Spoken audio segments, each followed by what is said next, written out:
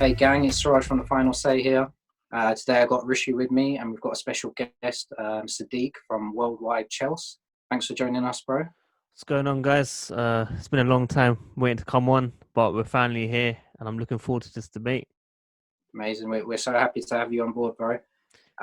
So Rishi, we're going to discuss, I guess, we're going to go through the rest of the teams like we've been doing. So we're going to start with 1990s theme?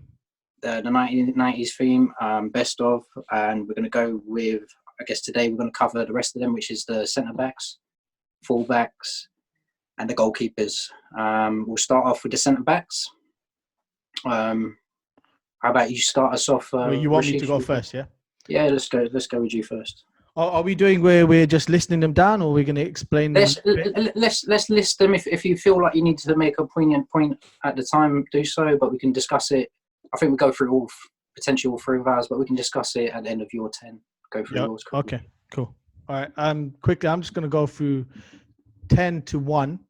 So I've got Gary Pallister's 10, Ricardo Carvalho's 9, Yap Stam is 8, Tony Adams is 7, Sol Campbell is 6, Van Dijk is 5, Vidic is 4, Vincent Kompany is 3, John Terry is 2, and Rio Ferdinand is 1. I saw Sadik smiling as well. That is out of all the lists we've done so far, Rishi, I'd say that is the most worst recency. Maybe not worst. The most different is the word I always kindly use in these situations. So I'd say the most unique list that you've provided us so far. Considering you've got VVD, I guess is. Where did you have him in your list as well? Where did you have him in your list? What? Interesting. Virgil van Dijk. VVD. Yeah. 5. Okay, so yeah. So what should I go through? What's the crazy ones that you found? First crazy one was Sol Campbell in front of Adams. It's just the amount of games he's played. Do you know that he's played twice as many games than Tony Adams? Twice as many games as Tony Adams. I didn't know that. Yeah, exactly. It's like it's such a large discrepancy. It's like 503 games to 255. I have to take that into account. The guy's got a much better longevity than Tony Adams. Just showed that Tony Adams might have a few injuries. So Campbell didn't really. Tony Adams played at the highest level. He did, and so did Sol Campbell. For the whole of his career, to be fair. He's probably one of the very classic English defences of Arsenal. Yep. That 4 with Ed Bold, Adams, and for me that back 4 is probably potentially the best we've seen in England. Maybe. I just think Campbell was more athletically gifted than Tony Adams, and that's the reason I put him ahead. But reading of the game, surely Tony Adams wins by potentially a country mile there. It depends. Considering that's why I got Rio as number 1 though. You're speaking my words, man. You're speaking my words. Considering he doesn't have pace, obviously, this is the same thing I've said about Vieira, Keane, and like. There's always obviously technical attributes. There's always the technical side of the game. There is Rio Ferdinand, your Rolls Royce of defenders. You've got your technical men. Then you also, I do appreciate the guy that's less technical, but you can almost consider them in the same breath as these guys that are naturally talented or technically gifted. And I always try to see where they've bridged the gap to, for example, if you compare like John Terry and Rio Ferdinand, there's a good case, I guess, for either side. And I think that definitely a little bit of bias will play a part. I think from Chelsea perspective, you expect Terry. From a United perspective, you expect Ferdinand. But I think from objective standpoint, maybe Terry edges it with the fact that he's got more goals, more clean sheets, and you can't deny that as a centre back. More goals than Iniesta, bro. More goals than Iniesta. That's quite a stat. I know that was quite controversial. Adams at 7. Yeah, but like I won't go crazy about Rio versus Terry. JT. I think I will. There can be cases on both sides. I won't go mental. But I think VVD coming in at number 5, when I would have trouble putting him in the number 10 spot. But I'll tell you what, let's go through the rest of yours first. Rishi? It was mine. Okay. So I had Tony Adams in 7, Sol Campbell 6, Van Dijk 5, Nemanja Vidic 4, Vincent Kompany 3, Yeah. and then John Terry 2, Rio 1. Okay, I suppose it's more the order I would scrutinise, but also I think I'll tell you what. Let's go through Sadiq's list so we can compare it to against something. So Sadiq, how do you like to just go through your 10? So I've got top 3 out of my 10. I've got Terry, Rio, and Adams. I was stuck between Adams and Rio. I was going to put Adams second, but I think the amount of games and trophies Rio has won, you know what, I'll just put him second place. But I've also got Carvalho, Van Dijk, Stam, Campbell, Gary Cahill, which I'll be explaining why, Bruce, and Pallister. So I'm kind of stunned because I also in my list we've got a player that features in both your lists, and I'm just a little bit surprised that all three of us seem to have that particular player. So it's Yap Stam, phenomenal. I'm United, so my God, what can I say about the man that I don't think he took long to adapt. He came into the game. The only thing people can criticise is the longevity in terms of obviously he was limited in seasons.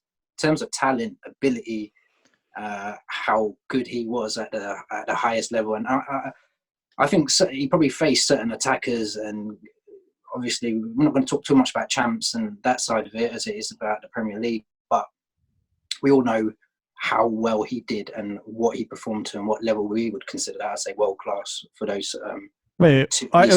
Say your list. Say your list, because Yap's them higher then, right? So okay, right. This is my list. I'll start with number 1. I've gone John Terry. Wow. Number My 2, Rio Ferdinand. Number 3, Tony Adams. Yes, top 3. Number 4, Sol Campbell. Number 5, Nemanja Vidic. Number 6, I've got Pallister. 7, Vincent Kompany. 8, I've got Steve Bruce. I was going to 9, I've also gone Ricardo Carvalho. And number 10, there's a little bit of a cheat here, but basically this is how I see the scenario right now. If you can imagine Yap Stam being on the pitch and he's about to be substituted off, and he's walking off the pitch and he's going to high five a VVD who's coming onto the pitch. And if you cut it there, that's where I'm at with these selections. So for me, top 10, number 10 is Yap Stam. But I think in about 6 months' time, I will be saying it will be VVD. So for me, I feel like it's a bit of a transition. I forgot about Company. Oh yeah, man, you got to have him in there. I forgot about Company. That's someone I need to add into the list. All right. The reason I put Yap Stam, right, is it in his 79 games for Man United, he's won 3 titles. That means that every season he was there, they won a title. A crucial part. Yeah. Right? So he played that crucial part. And also, think about this carefully. Who is his partners? His partner was Ronnie Johnson, Henning Berg, and David May. And if you compare that with people like who Rio had Nemanja Vidic for most of his United career, and then John Terry had Ricardo Carvalho, and as Sadiq said to me earlier off. You're going against your original point though with Campbell Desai. Adams. Why? Because you're saying the amount of games, and then now you're basing no. But in a talent. short space of time, like so, Adams had pretty much a fair, but that was double the amount. And I always thought that Sol Campbell was more athletically gifted, but no one can tell me, hands on heart, that someone like VVD is athletically as gifted as someone like Yap Stam was crazy in that day. People feared him, like people fear Peter Schmeichel as a goalkeeper. People feared. First of all, VVD's been performing to a very high level, but you would only say that in the last 2 seasons, right? Yeah. Okay, so before that, it was Saints and Celtic, and no one really knew with VVD coming in, like how well he would play or how influential. I like to point out also that Liverpool team for me is quite a standout, and especially in this league, I feel like aside from Man City and on paper, I'd say they don't have a huge amount of competition when you take the whole league into perspective and you think about all the centre backs present right now. You only think VVD and then nobody cares. Literally, is a big gap. Is that purely because VVD is so? I mean, he is class, and I'm not going to take that away from him. But VVD is playing at a time where Liverpool is performing. He is a big part of that, yes. But also, I'm not going to take away from the goalkeeper, the guys that are playing either side of him, the rest of the team. The whole team is buzzing, and I'm not going to give just VVD the credit for the way the whole team is performing, which helps in terms of how you look. And 100% he is a strong part of that. But is he better than Yapstam, for example? Or is he has he done more than Tony Adams has for his rewarding career? Or so what I'm trying to say is if you look at the list, and for example Bruce, I don't know if you guys either of you guys mentioned Bruce, but if you look at I've got him just in my honourable mentions. Yeah, I've got him. Yeah. So for me, Bruce and Pallister, okay, I understand that, like, when you've got two guys sort of potentially playing together, your Vidic and your Rio, I'm not going to take away so much because you've got two talented guys playing alongside each other, just like I'm trying to not take away from VVD in the sense that the whole team is performing there. But what I'm doing is looking at the rest of the league, and I feel like these guys are coming from an era where if you look at your centre-backs in your list, most of these guys are from the 90s, I'm guessing, potentially. Yeah. And certainly up the list, you're looking at the people who have had the longevity. Your John Terry, your Tony Adams, and your Rio Ferdinand. There's a case like for each of those clubs, they will make the case that guy is the best for them. Like, and probably each of them can make a case. Just a quick one as well. Just a quick one. I don't know if you saw Balak's comments yesterday. He said Van Dijk's very lucky to play in this era where there's no, Van Persie, Rooney, Drogba, etc. I think it's a very fair point. I honestly think it's a fair point. But it's an eye test. Got to be the eye test. Yeah, but what I'm saying is you're basing your eye test on something that's already quite muddy. There's only two teams performing in this league. Currently. But to be player of the year, your sample size is between two teams. Yeah, but I disagree with this because none of the other defenders got. Remember this: none of the other defenders got awards like Van Dijk has. Van Dijk not only just got player of the year for the Premier League, he then got nominated for Ballon d'Or. When you get in that list, JT has been like a few times in Team of the Year, though. Like, yeah, but Team of the Year is different from player. Okay, I guess what we're trying to say is, but in the Champions League, though, in the Champions League Team of the Year. Yeah, but Ballon d'Or. That means they're saying that out of the three players, there's no doubting his quality, but his quality in comparison to the era of the 90s and their caliber. They're performing against all sorts of. But then you're saying that if you put them in this era, they'll get player of the year. They could be number 3 of the current. Yeah, I think if there was a Tony 100%. Adams today, VVD has competition. Yes, I think that's not number 3 in the world. Not number 3 in the world. Yeah, but Rishi, quick question. Yeah. Do you actually think these awards are legit in the past 10 years compared to how it was back in the days when Shevchenko won it? I get it, but you can't. Popularity. They're not going to just. They're not just going to. There is that side of it. There is that side of it, and especially when some awards are open to potentially public. But I won't take away. It's a PFA player of the year. VVD deserved that. He was outright the best player. Yeah. So, but none of the others have done that. I can't take away from what he's achieved, but I'm saying in comparison to the other names on the list, good Carvalho, for me, Bruce, Pallister, Vincent Kompany, winner. You ranked Vincent Kompany is the same thing, apart from bigger career, longer career. Okay, but why have you ranked Ricardo Carvalho higher than Virgil van Dijk? For me, I feel like he was a different type of player when he came to the game, just like what Van Dijk is doing now in a time period where my thing with Van Dijk is I believe he is top 10, but just not yet. With the names I've named. He's played more games than Ricardo Carvalho in the Premier League.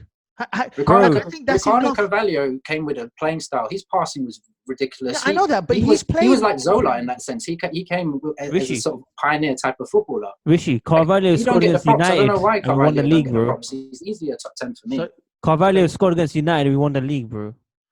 That's something Van Dijk hasn't done. But give Van Dijk time. That's what we're saying. Give Van Dijk time. Sorry, you can't say time when I'm saying to you that Van Dijk has played more games than Ricardo Carvalho. So we are basing now on an even playing field in Ricardo terms of the amount of Carvalho games. So you're has saying done Ricardo more. Carvalho's small time he's done more than what Van Dijk's done. Like Stam, yeah, he has. Like we're talking about the highest level though, and you admitted that VVD has only hit the highest levels in the last 2 seasons, and this season hasn't even finished. You spoke about Stam. And you're saying what has Carvalho done? Okay, wait. Carvalho did what Before he I'm did in that finished, period of time. before we move on to one of the other defenders, right? Van Dijk has been with Liverpool. They're going to win that. We can assume he's won the title, right? Yeah, but this was my argument. But last season, yes, if you put that point through most of the other outright seasons, they would have won the title. So that would have been 2. It was just Man City played a ridiculous. Yeah, but that's competition. That's what I'm saying. That's the first time. This is the first year they're gonna steamroll it. But it's not even happened. Dude, when you're in the 90 points, when you're in that 90 points bracket, generally you win the Premier League, no? What I'm saying is, I was considering number 10. Like that's for me, VVD number 10. For you to say VVD is number 5 all time, like I just find that's premature. That's my thing. Maybe in 2 years' time. I'm just saying that he's played 2 ridiculous seasons. That's all I'm saying. The levels there ain't the same as back. And so did Stam. And Stam picked up more. Ricardo Carvalho wasn't the main defender, a lot more. It was John Terry that was you made the point. You made the point of okay. Look, let's say time period. Let's compare VVD to the last 2 years. Stam. Those 2 years that he did, like that's the comparison for me. Like that's what changed it. Is okay. I'm not looking at South. He was solid, like he is that. But for me, you're talking about the highest level. Okay, fine. But also, each team has their agree with this that you have your main defender, your main central defender, the leader, and then you have the guy who kind of supports him. Well, he's the main defender of Liverpool, right? Ricardo Carvalho is not the main defender of Liverpool. It's Chelsea. Ricardo Carvalho for Chelsea. It's John Terry. So you more have to compare John Terry to someone like VVD. But if John Terry stood next to VVD, I don't think you'd be saying these comments. Like I don't think you would. I'll guarantee you on the eye test. I guarantee you in 5 years, mate, that guy's gonna be. Yeah, but that's what I'm saying. Give him time. So yeah, but I'm saying he's reached a certain height already. Up the list, but for me, so far, 2 years versus 2 years versus 6 to 8, 9. For me, the reason why I'm saying Yapstam, even with the amount of lower games, is just that I've seen him in other competitions, which is so I'm kind of not just based on the Premier League, but he's won 3 titles every single season. He's won a title. It's outrageous. And then the players that he was playing with, none of the other defenders, they all have world class. No, I agree. That's why for me, Yapstam's my 10, and VVD is going to be my. So I just want to tell me this. Yeah, explain to me how is John Terry ahead of Rio Ferdinand? I need. I'm not gonna lie. I had to think about it forever. And like I said, I think there's arguments between even the top 3 of those. For me, it's between those 2, but I think there's arguments for all the top 3 of those. Like from my picks, that each one you could really. Who's your 3? Adams. So in first place I got John Terry, then I got Rio Ferdinand, then I got Tony Adams. But I feel like you could make a case. It's that John. Look, you can't. I'm not going to put Adams in there because Adams has played half the game. John Terry has done. They are very similar. That's the first thing I'm going to say. Not in terms of player style, like the type. One's very technical, and like I said, it's almost like a Pino Vieira experience for me. Like there's one that's more about like brutality, throwing body. Driving force, and that's not trying to take away from Rio. Rio is a fantastic captain. And actually, if you look at his career, he's been captain. Are you talking about John Terry? I'm doing the comparison between JT and Rio. Like, it is tough. Like I said, there is argument on either side, and I think what I've done is appreciated the same thing I've done with my Keane versus Vieira debate, whereby one is technically superior, but I felt like you can talk about both of them in the same breath and. It's where he's made. So I'm not trying to penalize his technical ability. But what I'm trying to say is, in terms of like bringing, like for me, I respect also the mental side of the game. I don't think anyone really talks about too much of the mental side of the game and the psychology and all of that. That's why I appreciate Rory Keane. Like when we talk about like bringing the focus onto you, making everything about you, allowing your teammates freedom to express themselves, and they both do it. But I just feel like one makes their game all about that, and that means that in a team. That particular player can achieve great successes, influence that team, and overall, Rishi, I think you would agree that the Man United team is better overall. Yeah, but John Terry was in that era where they were dominant. Chelsea were dominant. John Terry and, was and John he Terry's played, career but spanned the whole he of also that, the played. whole He of also Chelsea's played. career. Ferguson never played the defensive tactics, right?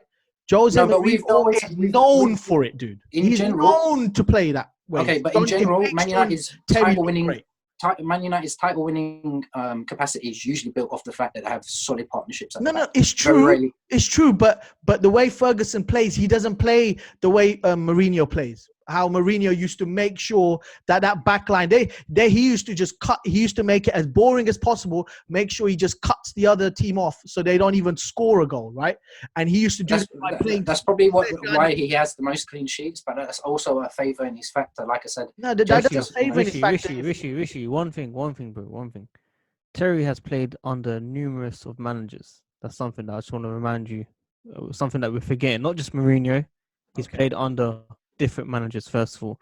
Second of all, there's two types of games that I've seen Terry play. One, where Barcelona, for example, come against Chelsea, dominating possession where we don't even get the ball. Terry plays it out differently. And there's another game where we dominate possession in the Premier League, where he's attacking, where he can ping those balls. So what I'm trying to say is his overall game.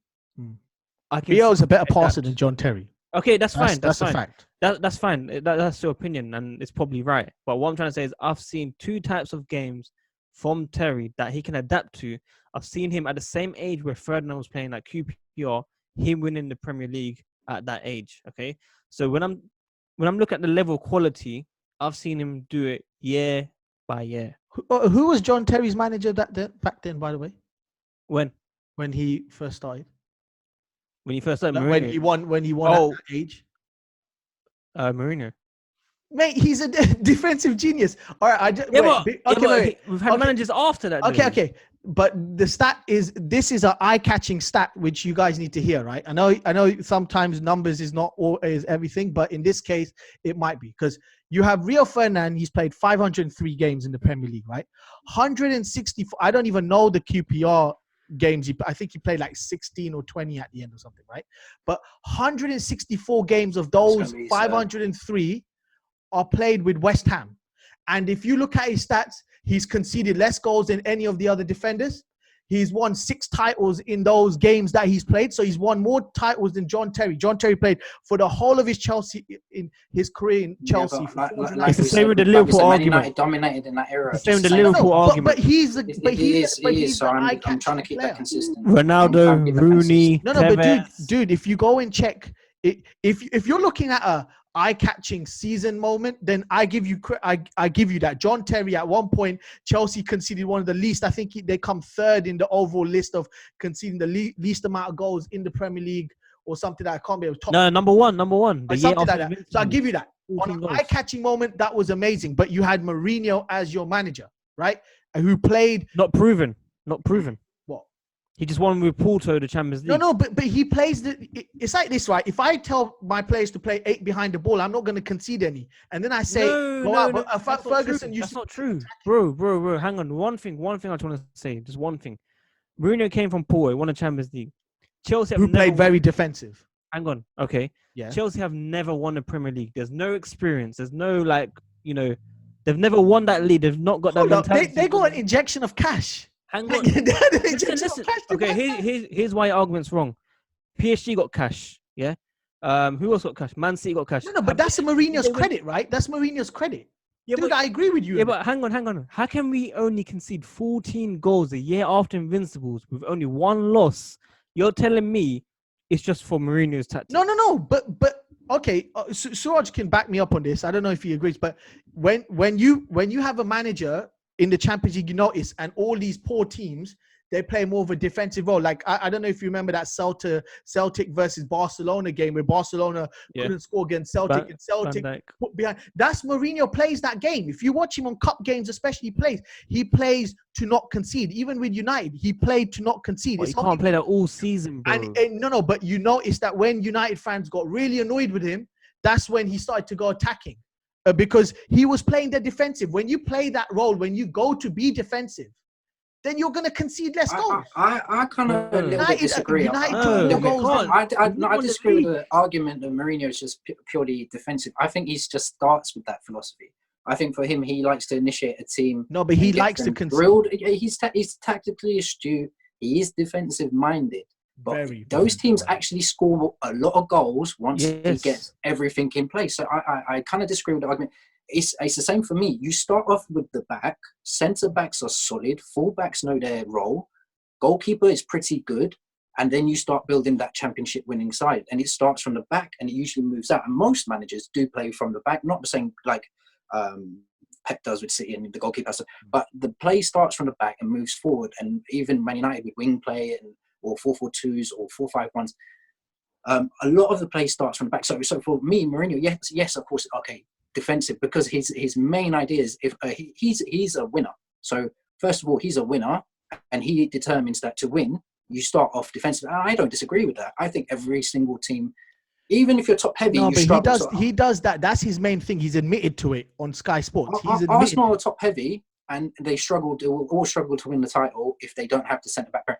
I think every single team that's ever won the Premier League has done well because their back line has been solid. Like even the ones that have done the one season Suraj, wonders. I think that's making my point to a certain level. But my point, what I'm trying to say is that you look at Arsene Wenger. Yeah, he plays more of a pass and move role, right? He never looked at his back line as much. He never played that sort of tactic. So you could score against him in the end.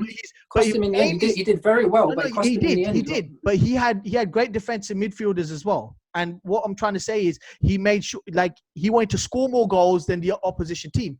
That's why United and Arsenal games were like solid at one point. Okay. I think we should wrap this up because trophies, bro.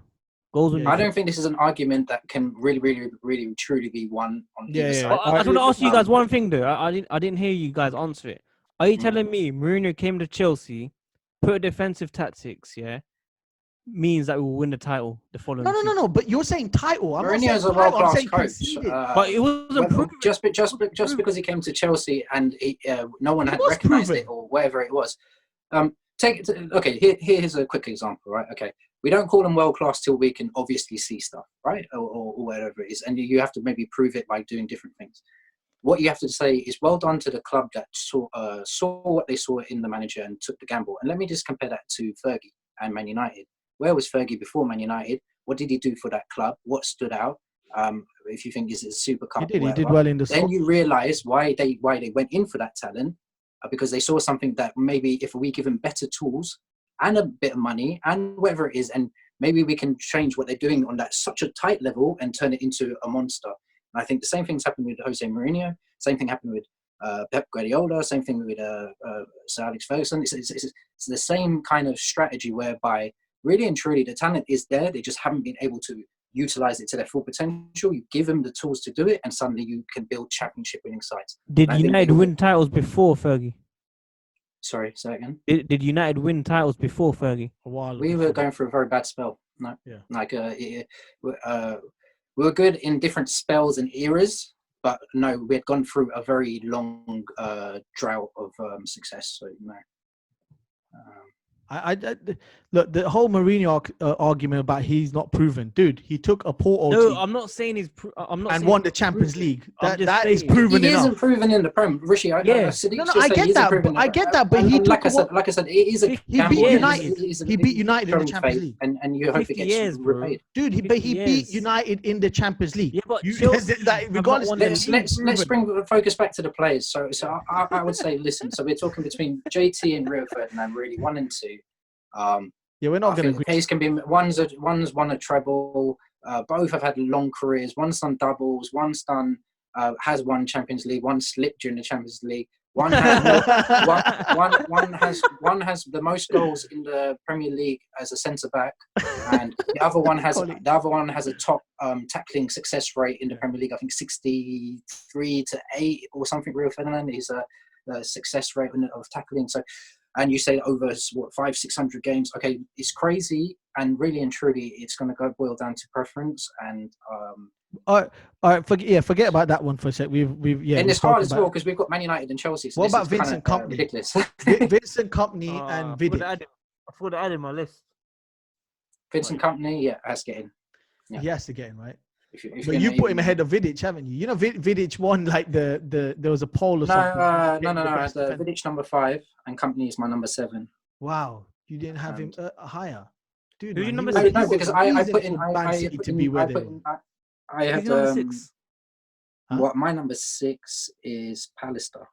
Oh, so Palace is ahead of Yeah. Company. Pallister was the thing is people are not gonna Dude, remember. standard of football, man. Come on, like So there is a listen, certain why? level here. That's the same with Van Dijk, bro.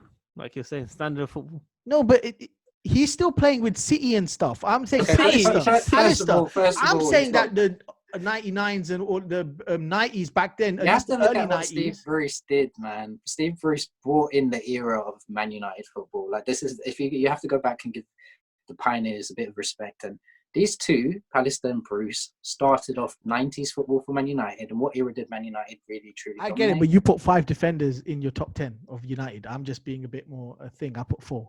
We had good centre backs. Wow, I'm not going to penalise Man United because we haven't had good centre backs. Just like I'm not going to penalise Arsenal. Arsenal's got good. Well, Sol Campbell's belongs to 2 kind of clubs, I guess, or you know. But yeah, I'm not. And when we're going to go through the fullbacks, you'll see I'm not discriminating. When we spoke of the strikers, we had like Ruud van and Rooney, etc. But the rest were what I felt was justified. I think the same with this list. I think genuinely you're looking at the teams. One team dominated throughout the 90s and then had spells in the 2000s. So that's half of the timeline that we have of the Premier League, really. And you're talking about the guys that are most. And I think when I use the successful argument, people think there's no ability. I don't. It's synonymous for me. You don't just gain 5-10 Premier League titles because you just happen to be in the team. No, you were part of that team. You were a first teamer. You He held also down had that the position. best goalkeeper behind him. We had probably the best everything, which is why everyone always takes away from Yeah, us. but to some Schmeichel extent. was. But we'll talk about these We'll get into guys that, all we'll get into that. warranted. You have to look at how many games they played. Like you're going to talk about longevity. Steve Bruce played his fair share of Man United games. He was a solid centre back, and just because no one remembers him now doesn't mean he doesn't deserve to be remembered for what he actually was. And what he was a beast in the 90s. A beast. Pallister and Bruce were the first proper centre back of the Premier League. Yeah. So Cool. they deserve to be there for me. And it doesn't matter where Man United or not. I feel like I've respected Arsenal as well. You're right, bro. You're right. Even in the 90s, I feel like Arsenal had strong defences, and they were traditional English defences. Man United and whereas Liverpool, you can say they had all the nice sort of English forwards and stuff like that. It depends how teams wanted to sort of approach their philosophies. And All right, come. Let's do the fullbacks. Let Sadik start this time. cool, Sadik. Obviously, I've got just my number 1 man, Ashley Cole. I'm just gonna say straight up there, Ashley Cole, definitely. Really quickly, Rishi, what's your number 1? Ashley Cole. Ashley Cole. I think we Okay, all so agree Ashley on Cole, that. Nail's number 1. So we finally agree on something. Yeah, we agree on that. Should we do top 3? Let's do top 3. Yeah. Go on. I'm stuck between Evra and Owen. Oh, I've got Gary Neville straight away. So do I, mate. Gary Neville in there. You can't. For you me, can't Gary put Neville it- was the man. Yeah. I feel like he was just that one guy in the team. That, What 8 titles? That held down the right back position for 400 Yeah. games and doesn't deserve any credit. Yeah, One of the most I didn't find that caps special, for man. England as a right back. I didn't find that special, 148 man. clean sheets for Man United. No, yeah, but consistency is key. You go and ask any No, I manager. agree. I'm just saying I didn't see anything special about him personally. Yeah, but he didn't need to be. Top Dude, defender. his link-up play with David Beckham possibly- was superb. The only person that crosses right now is TAA from right back. Otherwise, Reece Gary James, Neville- Reece James, yeah, respect him, bro. Chelsea. Gary- Go on, say your list, Gary- Sadiq. I've say got your Owen, list. Dixon, Winterburn, Baines, Ivanovic, Evra, Lauren, United's right back currently, and Trent. Really? Wow, Yeah, I'm Wow, gonna put. there. I'm gonna I put. think this is your youth kicking in a bit. Yeah. The thing is, yeah. The Dude, thing is, man. let me explain. The modern Go era, on. why Go on. I put these right backs in is because they all have strengths in certain plays. So, for example, Trent crossing, of course, like he said, for United's one's defensive. His defensive 60 duties. appearances or something, though? What was Trent's appearances?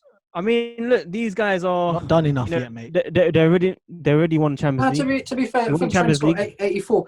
I'm not gonna lie. I actually thought about Trent Alexander-Arnold, such as his phenomenal season. I actually thought about him. 12 assists. I thought you don't really see this. Once again, just like VVD, I'm gonna wait till we can actually say like. How many games has Trent played? 84, I think. Yeah, VVD played 150.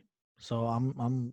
Yeah, but My he's, man won like I Champions said, League, he's bro. also playing. We completely disregard him for Saints, but he was okay at Saints. But what I'm trying to say is that once again, if you're talking about the best, against top 10 of people that go play on. 500, 300, 400. I put them last, by the way. I put them last. Just saying. I did put them last. I'm not so saying. modern, man. Who else did you have? How did you have United's current Wan-Bissaka? Yeah. I think. You have Wan-Bissaka in Yeah, top You had 10. Wan-Bissaka ahead of TAA on top of that. No. They're not in order. They're not in order. But listen, Oh, what I'm trying to okay. say is, when I So, see him I'll defending. forgive you, but I feel like you missed out a little bit of an era. Rishi, run through yours real quickly, and then we'll come back to Sadik. Okay, so all right, so 10 Lauren, 9 Dixon, 8 Pierce, 7 Baines, 6 Reese. Sorry, wait, I've gone right. 10 Dixon, 9 Pierce, 8 Baines, 7 Reese, 6 Zabaleta, 5 Ivanovic, 4 Patrice Evra, 3 Dennis Irwin, 2 Gary Neville, and 1 Cole. I know that sounds Zabaleta, very Man United Zabaleta. biased, but if you look at it, the dominance right there. I would say Zabaleta. I did have a long think about Lauren, like I did. I left him out. I just missed. He was my number. Invincibles, bro. I accidentally named him before. But. Yeah, okay. I'll run through my list real quickly. I'm gonna do it 1 to 10, not to try and. Okay, so obviously Ashley Cole, Gary Neville, Patrice Evra as my number 3. Number 4, Lee Dixon actually. Over Dennis 5, Irwin. Yeah, number 5, Dennis Irwin. 6, Pablo Zabaleta. Wow. 7, I've Nice. gone Winterburn. 8, Stuart Pearce, obviously Psycho. He has to kind of get into your top 10, I believe. 9, Ivanovic. And 10, I've gone Baines. Sorry, Dixon. What are you? So, no, hang on. You're telling me Zabaleta in front of Ivanovic? I don't think like for No. starters, No, I rate both of them. no. But I can't accept. Zabaleta, 2 Premier League titles, 300 games, Ivanovic won 3 Premier League titles. Yeah, Ivanovic's done more. 9 bro. goals, 21 assists. But more importantly, I feel like he's totally underrated in that team. And I think he's totally underrated as a fullback overall. I think Zabaleta, I don't know why Zabaleta doesn't get a little bit more credit for the eye test. You keep going on about it's the good. eye test. It's good, but For me, he was better than Ivanovic on the eye. I feel like Ivanovic didn't have any pace or anything like that. Yes, okay, he had a crunching tackle. Yes, he was calm on the ball and composed, and he done the diagonal ball quite a few times. But that's basically all I saw from him. Are we I feel forgetting like his goals, Zabaleta- bro? Are we dude. forgetting? Okay, I feel like what? Zabaleta commanded a bit. No, I but feel like what's the fullback's main What did Gary Neville do job? differently? What's Gary the Neville main? do differently? What did Gary Neville do differently? Better crossing significantly. Okay. Bombing What- down the wing. his pace and No, tackling. Neville was better than Ivanovic. Better reader No, I of the know, ball, I know. tackler of But the what's ball, the difference? He's a better player. He's a better No, player. but Gary we're talking about Zabaleta and Ivanovic. What is a fullback's number one concern? Okay, so where do you think Zabaleta's that much? Wait. What is a fullback's number one concern? Like, what's the first job he's got to make sure? Defensive duties. Yeah, exactly. And who was better defensive, Zabaleta or Ivanovic? Hands I down, think- Ivanovic was much better. Zabaleta is great at bombing forward. He's an I aggressive think he's attacker. good at attacking. Dude, no, think- Ivanovic was much better. Much better at set Bro, pieces. I can't believe this discussion. I genuinely It's a can't believe this. discussion. Ivanovic won way more as well. Like, I'm not even going to get into it. He's won Champions League, Europa League. He's won everything. Like, Yeah, believe it. I'm a bit like baffled over that one. I'm shocked, man. But Well, I I don't know. thought he's better He's easier. He's defensively, easier now. better on the head. Zabaleta. better I on the just think head, he's better underrated as well. defensively. Sorry? I just feel like he's underrated. Like when you look at Zabaleta, and Okay, he's underrated, but that doesn't make him go ahead of Ivanovic, surely. Yeah, come on. Okay, wait. Who's better in set pieces? Who's better in set pieces?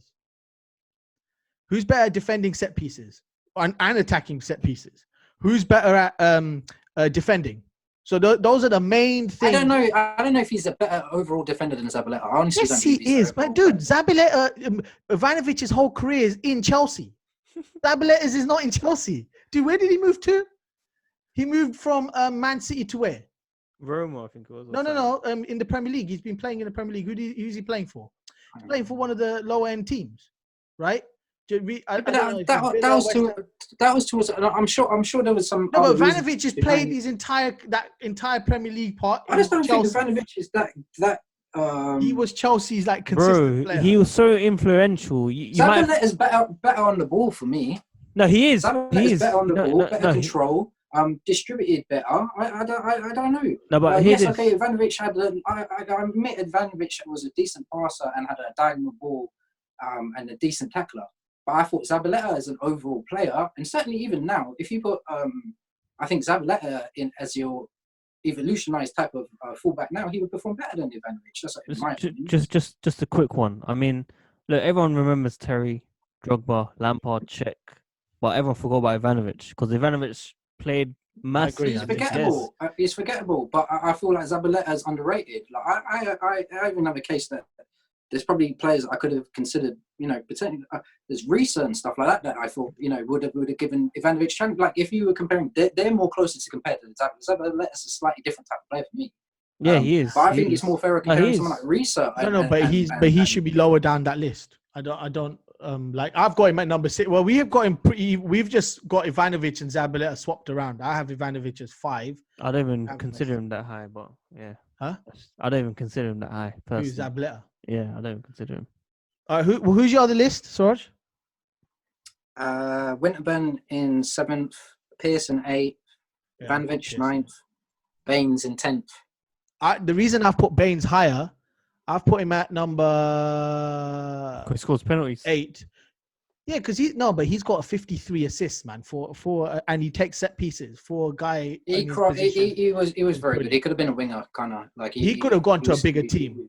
He was asked several times. I think there was opportunities as well. I think there was opportunities for him, but he just never. I don't know. So are we saying because of the amount he's provided? Is that what we're saying, or is it just combination? He's done well. He takes penalties. He can take free kicks. He can cross. I can probably throw in Marcos Alonso. At that rate. He's done it much more consistently. Alonso's barely. The reason I haven't got him high is because I don't think he's the greatest defender. I think what's the difference? What's the difference Baines, you don't between say him and class or anything like that. So that's the thing. We know what his level is, but he's been that consistent performer for his whole pretty much. He's played 417 games, Sadik. No, fair enough. I just see the same game from Alonso. And it might be, but Alonso's got to play a lot more to get to Baines' level. Yeah, and that's what we talk about consistency. Like unless he wins loads of titles a season. But I'm not I need to hear the same for Stam. But Stam won 3 titles, dude. Like every season that he played for United, he won. But that's what I'm saying. Alonso won a title with 93 points, bro. Like this is not. But how many games has he played? I'm not sure. I need to double check, but not around. How many seasons has he played? 3 seasons. So he's won 1 out of 3. Yeah, but a successful season, bro. Not 3. I'm saying that, but what I'm saying is Baines has got the highest assist and the highest goals out of every single fullback that we've mentioned in that list, like by a mile. It's not even close. 53 assists for a fullback. That's ridiculous. Like that.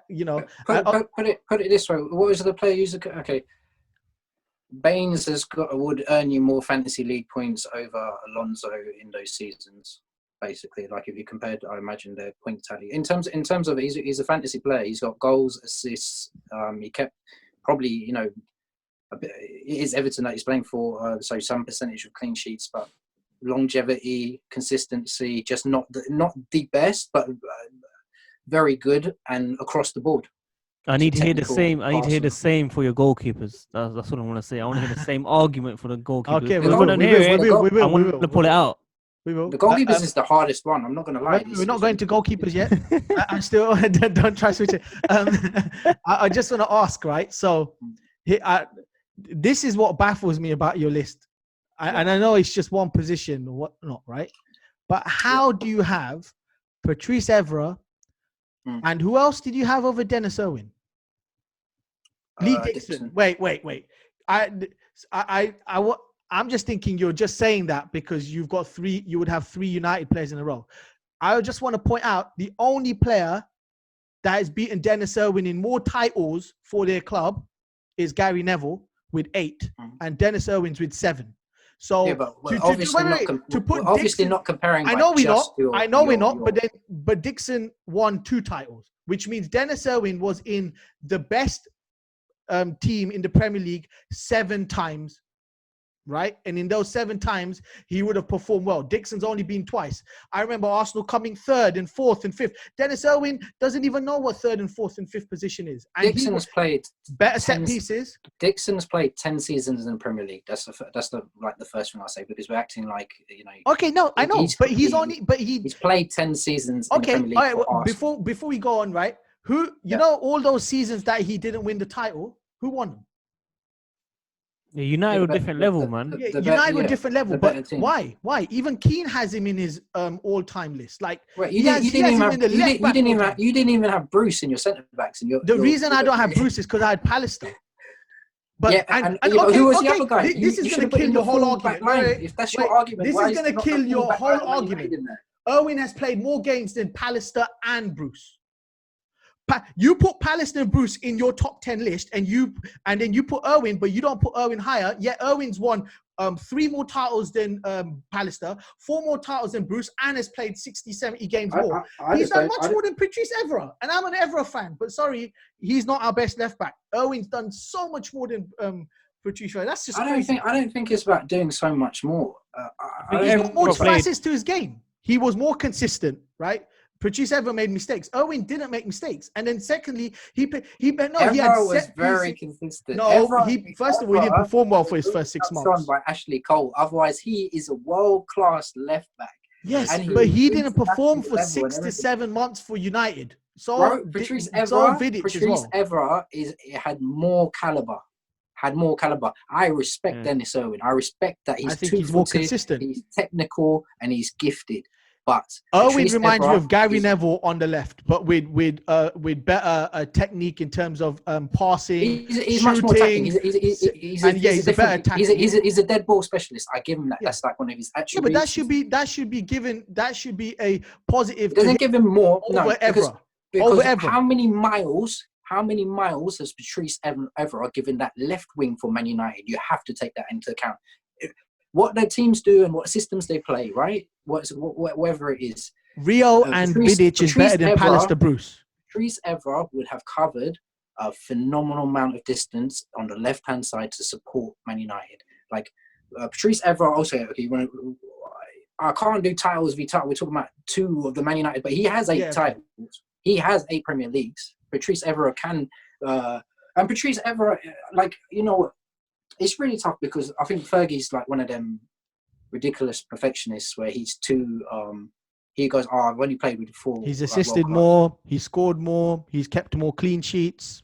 I mean, I get. Look, if Evra played more and he did a bit more, then fair enough. I think he's done enough. I think he's done enough. Not to get over Dennis Irwin. That's crazy.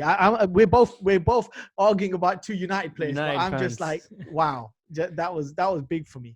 I mean, the Ivanovic Zabaleta one, that was crazy, right? And I have the Irwin. I think, like you said, he's in your list, and he's not that far away. So I think it's once again it's preference. But Dixon, I preferred the player that came in. Explain your Dixon though. No, but listen, like I had Carvalho, I brought in the player for me that brought a different little bit of style to the game. So not only did they play the position, but they did something that added a bit more to the team in terms of actual influence of play. But that's just my thing, and you can. You do have your arguments for Ivanovic. Yeah, that's fine. Last point. Why have you got Lee Dixon well high in your list? I don't think it's disrespect to have Lee Dixon in your top 5. I think he probably warrants it, in my opinion. He once again, he was part of that classic. I want to give. Arsenal were competing against Man United, which is why when the success thing comes into it, it's difficult if you're going to base it on that argument only. But I recognise their defence as potentially the best defence And certainly for that whole era, because remember when they did contest us, it wasn't just because they had managed to do, like I said about championship winning sides, you start off with the back. Like for me, the back line's got to be solid, and then you add the bits and pieces to your team. The Arsenal English defence for me is on a par stroke better than the Man United English defence. Like Man United whole team is better than the Arsenal team over the whole era. It is. You said we got the better goalkeeper. You said we got the better. You know, defenders Peter like Schmeichel versus Seaman for them. Dude, sorry. Wait. Let me just, because Sadig's here and it's the Chelsea thing, right? I want to bring Chelsea into it. When you have John Terry, Ricardo Carvalho, and Peter Cech, right? And then we're not just talking. But we're not just talking about defenders, right? And we had, what was it called in Ivanovic? Was so complimentary to John Terry. They were world class. But what was Makelele meant to be doing? And what's his ranking? Because he's one of the most, like, one of the best defensive midfielders of all time, wouldn't you say? Yeah, the role. Now in Arsenal, who did they have? They had Vieira and Petit sitting in the central, and they're both defensive midfielders. So they're really good. They weren't attacking. Vieira could do both, but they'll both sit back there and make sure. So they're helping people. Dixon was there for 10 seasons. He was there for a decade of Arsenal. Dixon is irrelevant. If I had to pick Arsenal's team, right, in that era, he comes at rank number 8th or 9th in that team alone. So then how can he be like rank number 3? That's in your opinion. I think that's a bit mad.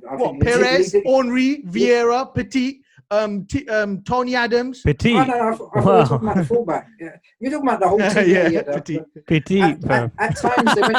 At times they went through the team, but we look how many Man United defenders fill up our lists purely, and that shows Bergkamp.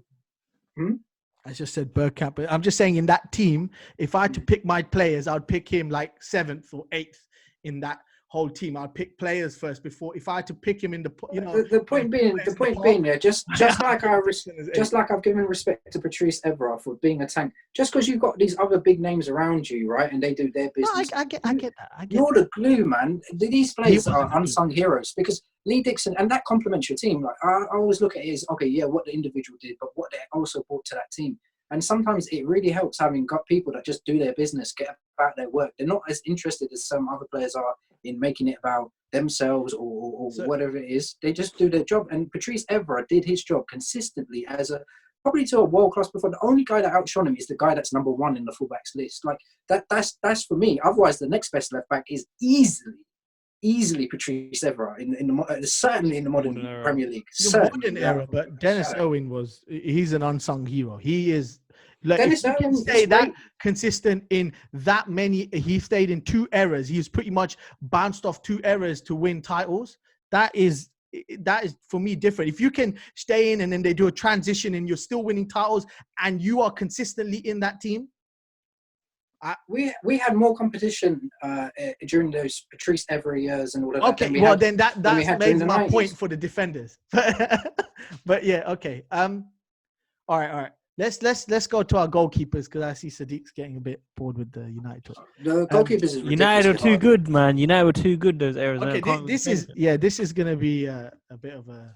I'm gonna just put a disclaimer out there. I don't know how to really truly rank after about number 5. It's just I don't. All right, tell you start now. You tell me your top 5 first. Yeah, I want to see. Oh, mine. Actually, no. Tell me your top 10. Yeah. Tell me your top 10. I'm just gonna go. The order gets a little bit washy. Like, don't worry about the order. Obviously, okay. Look, for me, it was quite easy. Peter Schmeichel, then I had David Seaman. Like Peter Schmeichel, number 1. I don't need to go too much into that. I think hands down, you got to say world class. David Seaman as number 2.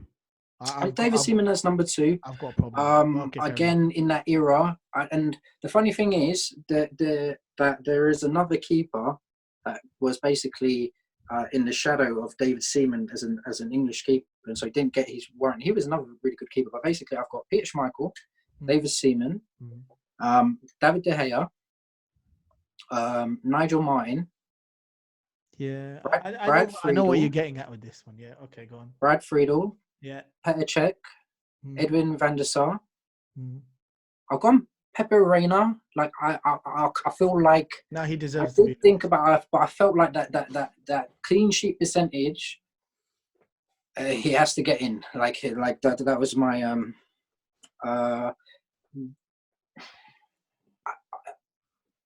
Before I say 9 and 10, I'm gonna say let me give a shout out to like Shay Given, David James, Joe Hart, Neville Southall, Tim Howard, all those types of keepers that couldn't get in. But you know what? It really was a difficult choice. And for 9, I've gone Mark Schwarzer. Longevity, shot stopper, recognized in the game. And I guess the main thing is 514 appearances in the Premier League. And similarly, number 10, I've gone Jussi Jääskeläinen. Now, the reason I've gone Jääskeläinen, out of all the, there was Shay Given, I really thought about it. And the reason I went for him is I feel like he was the one player that made the difference between Bolton being a Premier League side and where they are now. That's possibly the main reason I've given for that, is that when you're in teams that face a considerable amount of pressure, and your keeper has to pick up the ball from the back of the net purely because of the numbers of shots that are allowed on goal. But you are the main difference between that team being something at a high level, and you played for 400 games. Yeah. And now that team, for me, I say that's possibly the reason why they were in the Premier League and punching, and now why they're not in the Premier League. So that's why he gets into my list, like a respect. And I want to recognise people that not just have had success. I think everybody in different times has success with different clubs.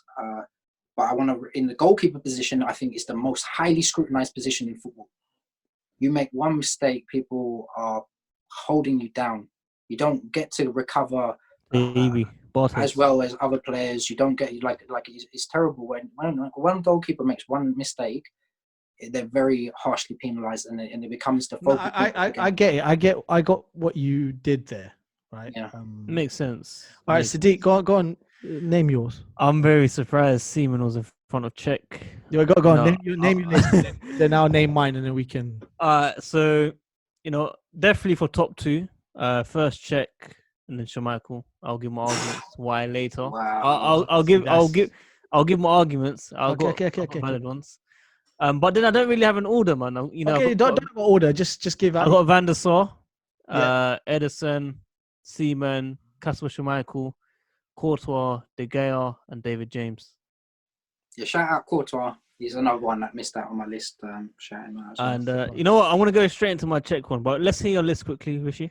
Okay, mine is okay. I you know what? I've kind of Suraj has made me kind of change this one a little bit. Yeah, no, not from your list, but because otherwise I'm being a bit hypocritical with my defenders and things. So I got to take Alisson out just because he's played. So I had my honourable mention as James, but I'm going to put him in there. So I've got James, Loris, Reina, Hart, David De Gea, David Seaman, Courtois, Edward van der Sar, Peter Cech, and Peter Schmeichel. Shout out Lloris, another one that didn't make my list, and clearly he's a very, very good keeper. The first problem is, right, we had fullbacks, centre-backs, goalkeepers. There's plenty of goalkeepers in these years, and you've only got 10 positions, and you've got like 20 clubs immediately. I just found it ridiculously hard. And I think so many of these keepers, I think a lot of people are got Shay Given as a cult hero kind of thing. I think there's plenty of keepers, and then there's also the keepers that unsung heroes, did so well to keep their teams in contention for whatever, but then without them, they haven't got a second keeper that's that good, and it just drops. All right, wait, Sadik, go on. Tell me why. This is what I want to know. Why I'm gonna leave this to you, Rishi. I'm gonna leave this to you, bro. I'm gonna give 2 reasons. First of all, I just want to say, come from a serious injury, he's kept it at that top level. First of all, consistently over the years. I'm really happy for him, by the way. Just for that head injury, and actually, real quickly from that head injury came a change in football. They now have ambulances at football games and stuff like that. Before that, they didn't, and that was born out of Petr Cech's head injury. I don't know if you guys know that, but it came from that. Mourinho had a massive go. He said, "You almost, that could have been." So Premier League introduced those rules where now they've got their sort of ambulance on site, as opposed to him having to wait 40 minutes with a horrific head injury before he could be attended to. Properly. So, but yeah, carry on. Well done. Yeah, that's one. And second of all, in his 11 seasons at Chelsea in the league, he's faced 1,241 shots on target, and he's saved 1,000 of those shots. Only conceded 241 goals over 11 seasons. That's only 22 goals conceded per season, 80.5% save percentage, and 166 clean sheets. Now, I'm sure he's got the most clean sheets in the Premier League right now as well, which is amazing. And we didn't win the league every season as well. And for him to keep it up at that top level, I get the Schmeichel for the Euros, how influential he was throughout the years and stuff like that. But I think Cech, especially from you, Suraj, you put Seaman in front of Cech, which was shocking. Absolutely shocking. I couldn't believe it. It's between Cech and Schmeichel, 100%. I've seen both. Yeah. But for me, first thing I'll say is they're world class. Like all those three are world class. So it was really Cech third? Was Cech third for you? It was fifth, I think. I had David De Gea. I put David De Gea ahead of Cech actually. No. Okay. No. Okay. Well, the reason why I did that. But before you do David De Gea, so you've basically given a stat about Petr Cech, right, Sadik? I've given just one stat, and I've said about he faced a numerous amount of shots, and he kept over 1,000. Okay, I just want to point this out, right? That when Schmeichel was a goalkeeper, he was ranked the best goalkeeper in the world, not the Premier League. Who was around him? Huh? Who was around him at the time? Khan was one of the. Oliver Kahn was one of the keepers. Edward van der Sar was one of the keepers. He was nowhere near the same. But he started early in his career. Okay, so who was? And then he had that Brazilian. I forgot his name now. What, Dida? There was a. Oh no! See, look, when you look at Casillas, when you look at Buffon, Neuer, these goalkeepers, this is what competition is. Schmeichel's era, there wasn't really anyone on his level or anyone near his. What are you talking about? They go that the Laudrup brothers, and it was Peter Schmeichel was the reason they won that Euros. No, I'm not disagreeing with you. I'm just saying the competition. But you know the history. That's why he's ranked number one. But what's the competition? Only Khan. No. Khan. I'm not in my head. I'm not in my right head to remember. But my point is that he was.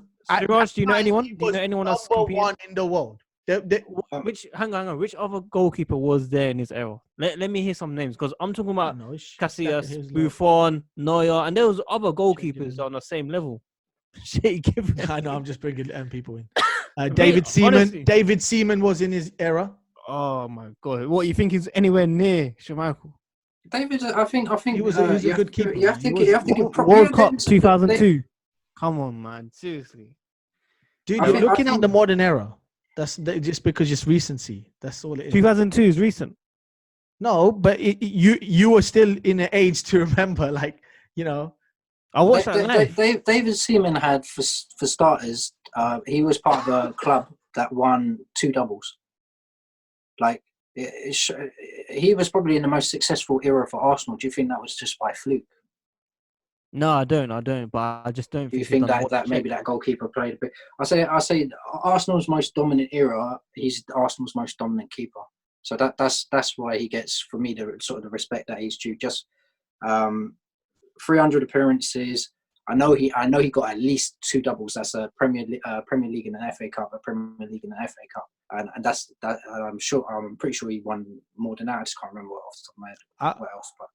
He's definitely done 2 doubles. But Czech's won more though. I'm sure Cech has won more. What? Trophies. What? Then who? Then Schmeichel? Then Seaman. Oh, Seaman. Yeah. Then Seaman. Yes, he's Seaman's won 2. Petr Cech's won 4, but Schmeichel's won 5. Just want to get that out there. And how many Champions Leagues? Got one each, right? No? Yeah, one each. But the difference is this. Can you tell me this? Yeah. But the difference is this: he won a Champions League, a Premier League, and a cup all in 1 year. A treble. Which means that his level was the highest that he ever attained. I just want to remind you guys. I want to remind you guys the performance against Bayern Munich in 2012. That what Czech did that night. I just want. Okay, yeah, okay.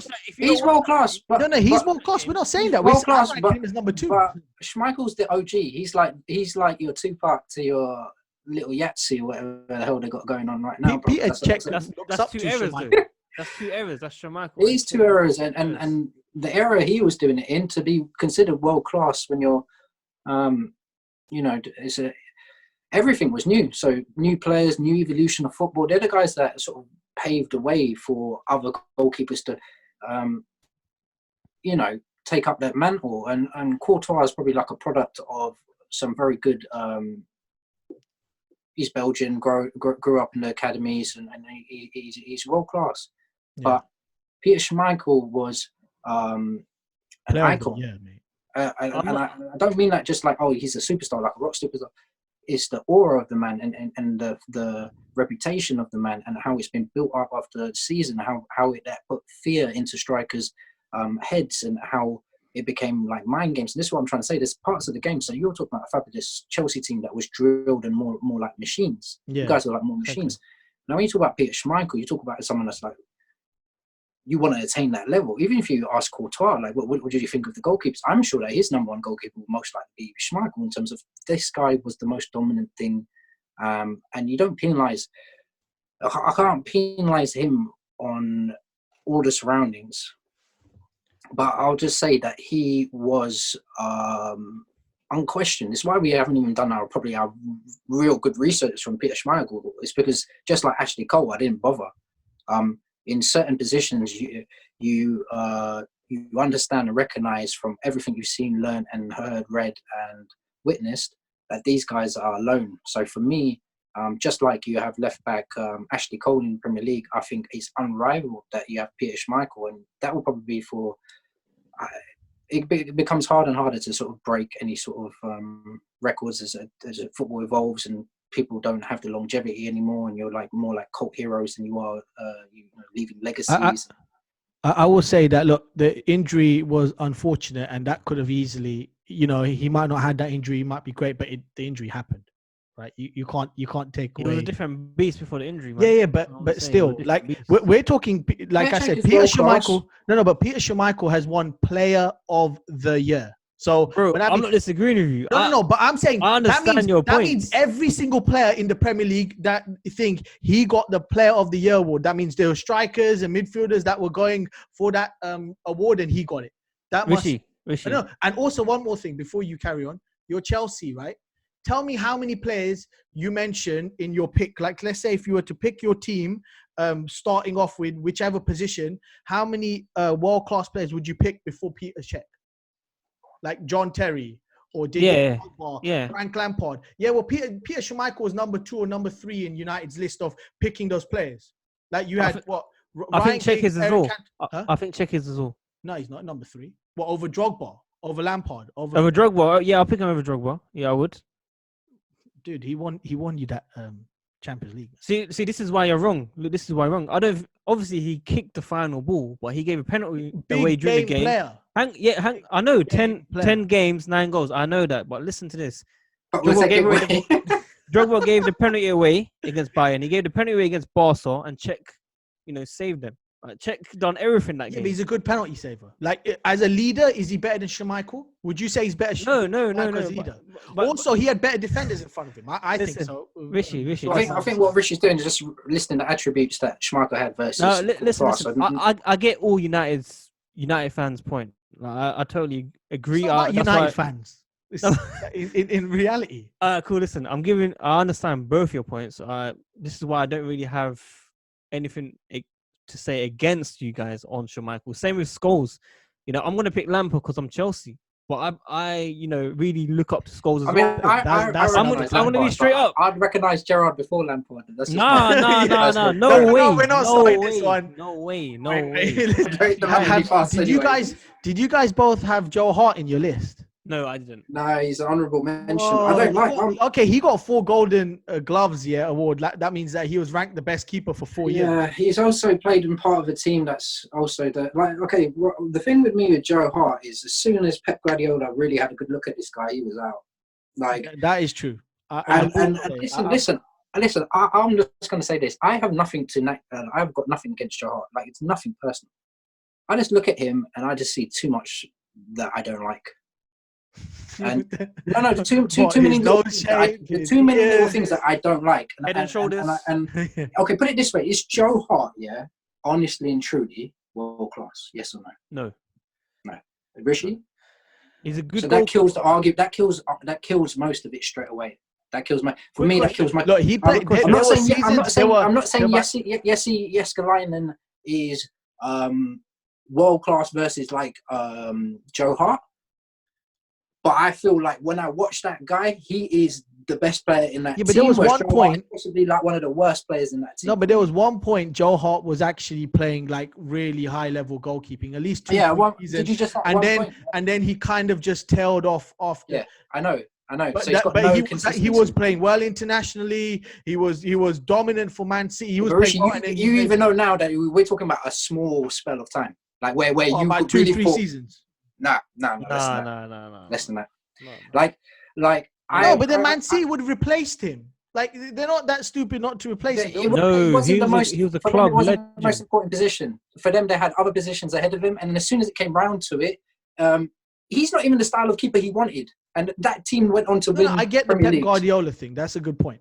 It's the best point because he agreed with my sentiment. Whenever people used to talk about Joe Hart, I just feel like there's a slight edge of overrating. It's just a slight edge where it's English. He's an English player, and I just feel like sometimes when the media portrays a certain player. But Suraj, a quick one though. If Guardiola came to Chelsea, he would have got rid of Courtois.